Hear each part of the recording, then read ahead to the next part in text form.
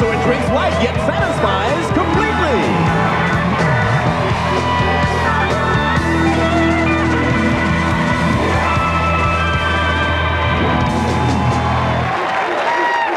Yes. Join me tomorrow when my guest will be Sheila E. I'm sorry. From a new movie called Bright Angel, Dermot Mulroney. Am I saying that right? And the greatest, Muhammad Ali, will be here. Yes.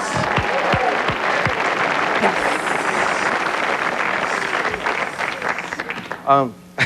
My first guest has tremendous versatility on the basketball court, and it's one of the reasons why the Chicago Bulls are leading the Los Angeles Lakers.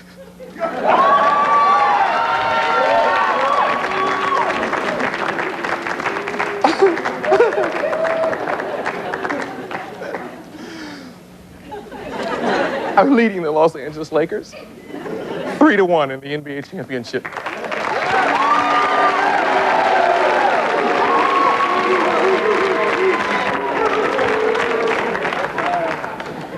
Take a look at this man in action.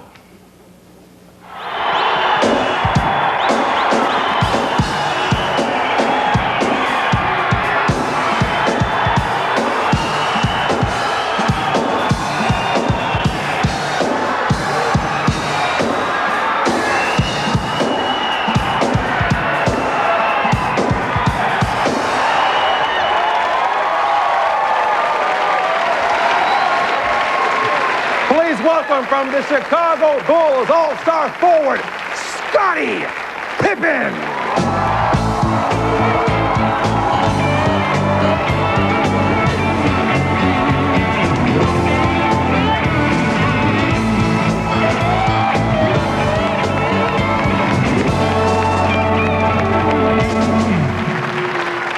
Oh, be nice, be nice.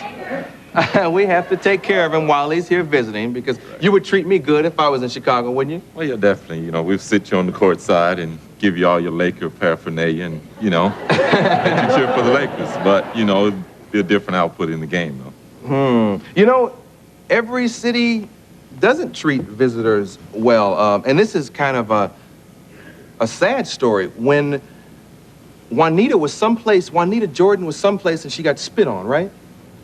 Well, it definitely had to be Detroit. I mean, Detroit really hates Chicago. Yeah. They've been our neighbors for a lot of years, and it took us a while to beat them. And once we got to that point, we felt like we had earned some respect with them. But, you know, we didn't earn anything. We just beat them, and we had to go on to the next stage. But, I mean, they treated our fans real bad that were there supporting us. Yeah. Because I talked to Gene Sisco last night, and he's from Chicago, and he was at the game. Jesse Jackson was there, too. And you all were just walking around with your little Bulls hat on. One guy had on horns, and you all seemed pretty at home. Does it help you to have so many Bull fans at the Forum? Well, yeah, it does. I mean, the fans in Chicago are great, and you can see by the people here out in L.A. that they really support us. I mean, they give it all they got to come out and follow us, and I think it helps us a lot because now we feel more at home. Yeah. Now, when you walk around town, I had a guy at the Forum in a Bulls hat say, "Arsenio, you and your Lakers suck!" You know, and he pointed in my face and everything. How have we been? Yes, it's deep. People get real serious about it. How have people here been treating you when you go to the mall or to, you know, wherever you go? Well, I think the people here treated us great. I mean, I was out in Beverly Hills the other day, and I had a lot of people to come up to me for autograph. And, you know, it kind of shocked me, really, because I felt like that being out around the stars, that people were used to seeing that kind of stuff. But, you know, they treated you real well. And compared to being in a city like Detroit, not to knock on them a lot, but yeah, they're you know, a totally different city compared to a city like L.A. So was it tough on you as well as Juanita Jordan? Well, yeah, really. I mean, you know, people, the fans, look at it as if the next season that they don't want to go to Detroit and cheer for us. They feel like something bad is going to happen. And if you look at it, anything can happen. I mean, if you spit on someone, I mean, you could go as far as punching them in the face because, I mean, that's got to be pretty low. Yeah, sounds like the Raider fans were on vacation or something, you know? I've been to Chicago once. I've been to Phoenix. I've been around the country to basketball games. Do you think the other cities are louder than Laker fans? Our fans seem kind of quiet. Well, they are when you're all the time. Ah. You feel like, if we can get the game, get control, and get the lead, we can take the fans out of the game. That's what we've learned as a team to be able to win on the road.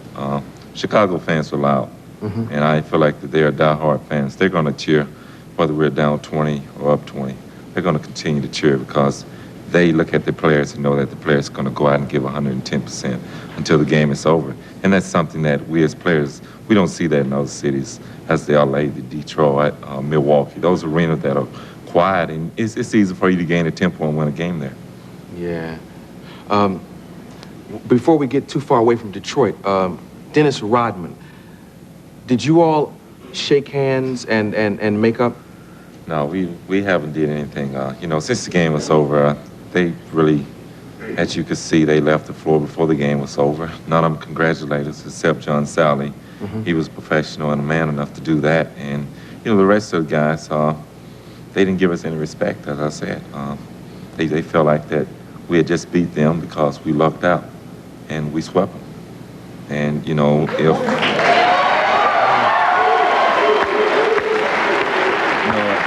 a player, if that had been the Fowls, we would have had brooms out. But we knew we had to meet the Lakers, and, we knew that could have came back and haunted us. Yeah.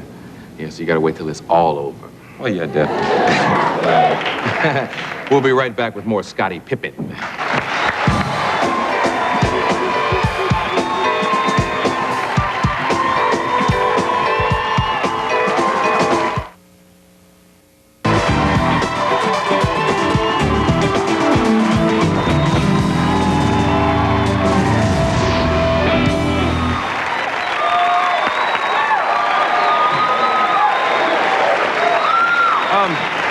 When you were growing up, what ball players did you idolize? Guys like Julius Erving, Magic Johnson. Oh, really? Yeah. Larry Birds. I mean, those are guys that had 7, 8 years on me, and growing up in high school and going through college, I always used to love those guys. Do you remember the first NBA game you ever watched? Yeah, I watched a lot as a kid. I can't remember exactly the first one, but... Like when you went to an arena and actually saw one live? Well, I think that was the first one that I played in. That was definitely my first game, one that I watched personally and was there in the arena. I was able to play in. Oh, that's great, man. That's great. Where were you raised? In Arkansas, Hamburg, Arkansas, small town, about 3,600, and it was tough growing up as a kid there because you always wanted to get out into the glamour and see all the limelight and everything. Yeah, what college did you graduate from? Central Arkansas in Conway. It was like 3 hours from where I lived, and it was tough because I never was asked to come to college on a scholarship. I had to walk on and work for everything, and it's been a tough life. Is it tough to get to the pros when you go to a small school like that? How did they find you? Well, it was tough, inside, but outside, people knew about me. But inside, I was thinking that, I wasn't going to be drafted or no scouts were going to be able to find me here. And, now, I look at it that, wherever you are, the scouts are going to find you if you got the talent. Yeah. They might not find you as well if you're an equipment manager, though. Well, you know what I'm talking about, right? Yeah, definitely. I mean, going into college, I was definitely going to be a manager. And I didn't think that I had the opportunity to be a college basketball player, so I was going to be the manager for the basketball team. And I came out and we would play before the season started, pick up games and recreation, and I began to blossom as a player, and things just was working in my favor. And I continued to play, and one day the coach offered me a scholarship, and I just went on from there. Yeah, you were pretty skinny, huh? Yeah, I was a pretty lean guy, I must say. It's about 6'5", weighed about 195, so it was tough. But, after I got that opportunity, I went to work on a lot of things that got me where I am today. Because I read a quote from your high school coach. When I first put him on a weight program, I heard a scream. Looked into the weight room, and Scottie was pinned under a 45-pound bar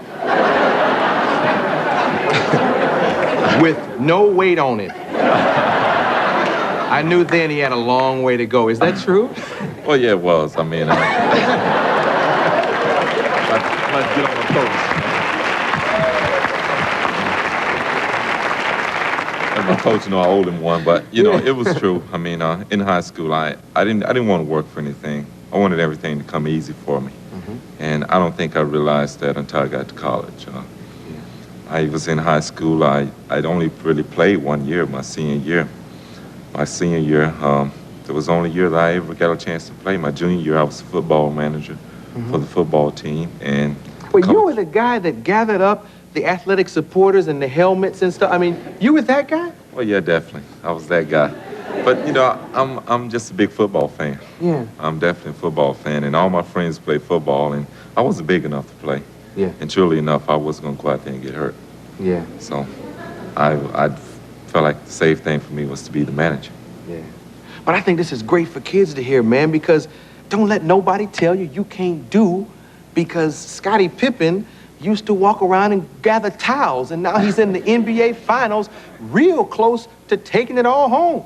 Well, yeah, definitely.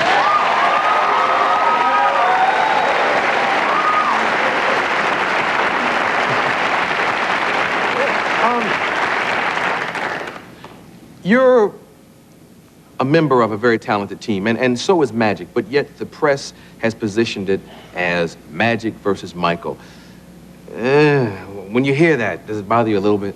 Not really. I mean, they're trying to do everything they can to get their ratings up, get all the advertisement they can get, and it seems to be paying off. But, we as players realize that once the game starts, that it's 5 guys on each team, and, those 5 guys are going to have to produce, because if we don't produce, it's not going to be Magic and Michael the next day. It's going to be their supporting cast. And as you look at the paper now, you see that they put Chicago bench is beating LA bench. Byron Scott isn't showing up. I mean, it never was Byron Scott against the Bulls when it started, but if you don't produce, then you get the bad end of the stick. Yeah. Byron went to Kentucky Fried last night. They wouldn't sell him a bucket there either.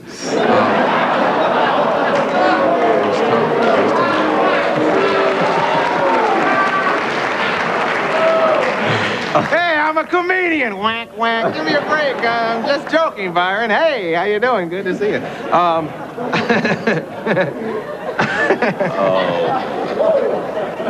Oh, gosh, I better get out of this interview.